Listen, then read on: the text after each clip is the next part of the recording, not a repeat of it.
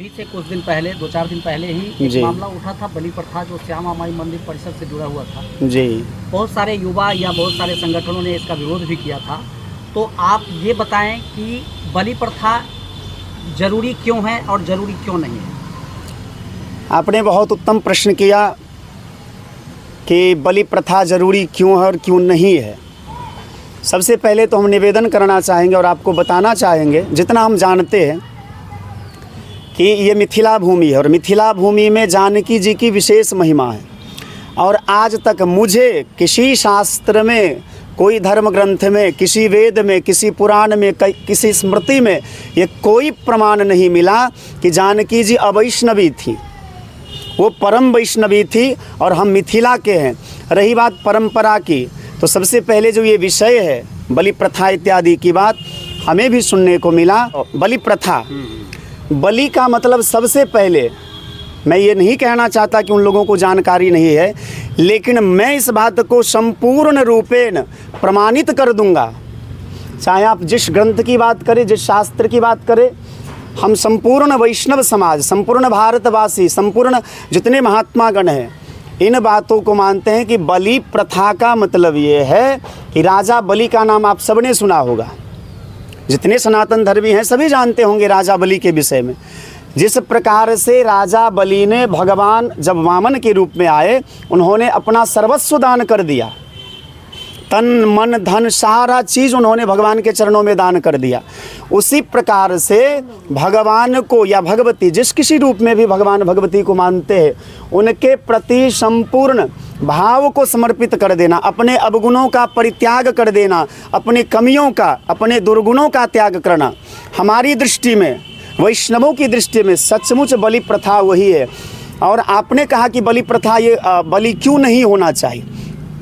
हम आपसे एक सवाल करते हैं, इस मीडिया के माध्यम से सभी लोगों से जानना चाहते हैं, यदि हम गलती बोल रहे हैं तो आप हमें बताइए कि आप लोग आरती करते हैं, चाहे किसी भी रूप में हो, दुर्गा के रूप में हो, सीता के रूप में हो, राधा के रूप में हो, काली के रूप में हो, आरती तो सभी लोग यही गाते हैं कि माँ जगजननी जय जय। जगजननी का अर्थ यह हुआ कि माँ इस संसार में जितने भी जीव जंतु हैं, चाहे मनुष्य हो, पशु हो, पक्षी हो, वृक्ष हो, जो भी हो, सबके माता पिता वही हैं, सबकी माँ है। तो क्या कभी कोई माँ ये बर्दाश्त करेगी कि उनके सामने हम उनके संतान की बलि दें? ये कोई माँ बर्दाश्त करेगी? हमें तो नहीं लगता है। दूसरी बात, हम लोग जाते हैं भगवती मंदिर में, कहते हैं कि हे भगवती, यहाँ हमको बेटा हो जाएगा तो आपको एक बलि दे देंगे। ये कहाँ तक न्याय है? तीसरी बात, 18 पुराणेषु व्यासस्य वचनद्वयम्, 18 पुराण है। 18 पुराणों का सार यह है कि परोपकाराय पुण्याय, दूसरों का हित करना, दूसरों को सुख पहुंचाना, दूसरों का उपकार करना, इससे बड़ा कोई धर्म नहीं है। और दूसरों को दुख देना, परहित सरिस धर्म नहीं भाई, पर पीरा सम नहीं अधमाई। दूसरों को दुख देना, इससे बड़ा कोई पाप नहीं है। इसीलिए धर्म की आड़ में किसी जीव की हत्या मत करिए।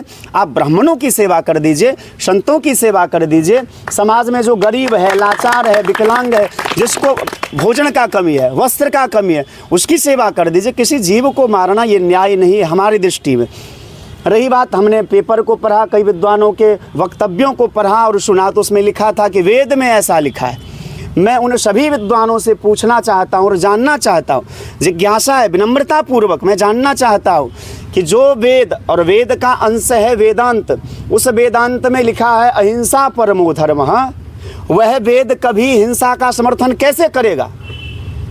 कदाचित कभी किसी विशेष पर्व पर, किसी विशेष यज्ञ में, किसी विशेष अनुष्ठान में यदि कहीं कहीं हिंसा की बात आती भी है, तो उस समय हिंसा की बात की जाती थी जिस समय सामर्थ्य होता था। परशुराम जी ने पिता की बात को मान करके माता का गर्दन जो है धड़ से अलग कर दिया, सभी भाइयों को मार दिया, लेकिन उनको सामर्थ्य पता था। बाद में उन्होंने पिता के आशीर्वाद से अपनी माँ और भाइयों को जीवित भी कर दिया।